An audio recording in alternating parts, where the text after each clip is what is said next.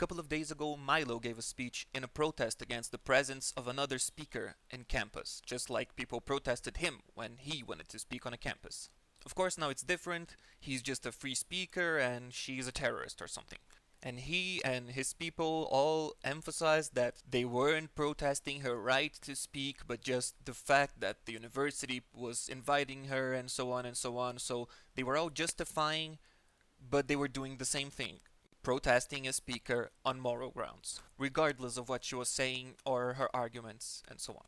It is also very important to note that Milo on that speech used the concept of gender gap when he was denouncing Arab countries, Muslim countries.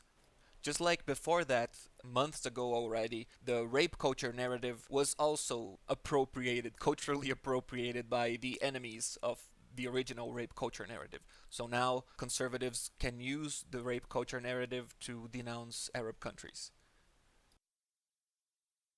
So rape culture is a myth, gender gap is a myth, but not if we're talking about our enemies. Then it is very real, and it should be stopped, and it's a scandal. So the first thing that comes to mind is the famous Nietzschean quote, which was something like, when fighting a monster, you have to be careful to not become the monster that you were fighting.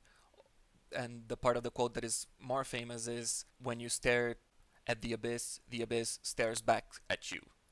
Which is pretty much first what happened to SJWs.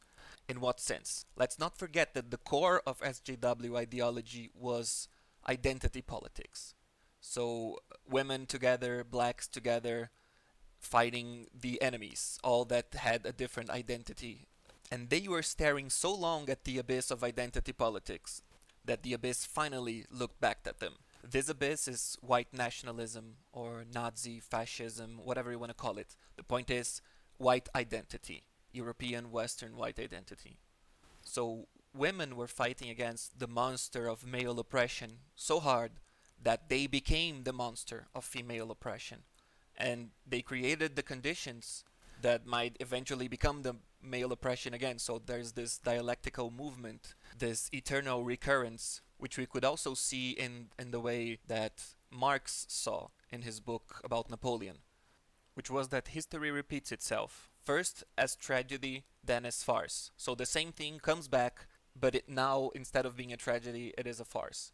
This is true at least from the SJW perspective, but we need to recognize that it could eventually become true from the anti-SJW perspective too, so we should try to understand this from their perspective. They had a real tragedy in rape culture and identity politics in general, and now it returns as a farce with the identity politics of whites and the rape culture accusations towards anyone who's our enemy and we want to invade and colonize. It becomes the narrative to legitimize violence, which was, in a lighter sense, I will admit, but still, the SJWs were legitimizing their violence with this kind of idea.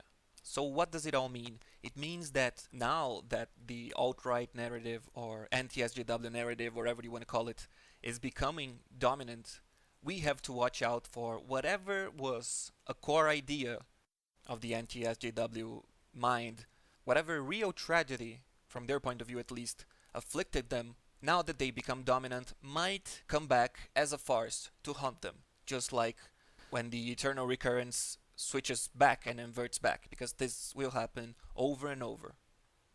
My last point is that this could also be useful if we do it consciently. And the best example I know of this is how it is easy to steal all criticism of capitalism from the left to criticize everything that the left wants. This is especially true now that the mainstream left is liberal.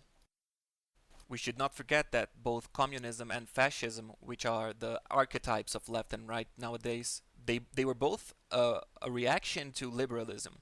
As in fact happens now, but as a farce, of course. I mean, the communists now aren't real communists and the fascists now aren't real fascists, but they're both accused of being those, and sometimes they pretend lightly that they are, but they're not.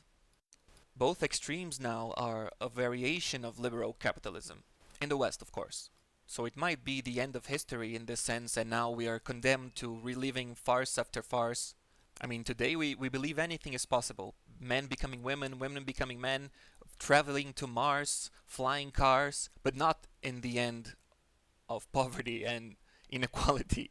Some say they do believe, but I don't believe they really do. This is my last comment: is never believe that people actually believe what they say they believe, because saying something is always more than a confession.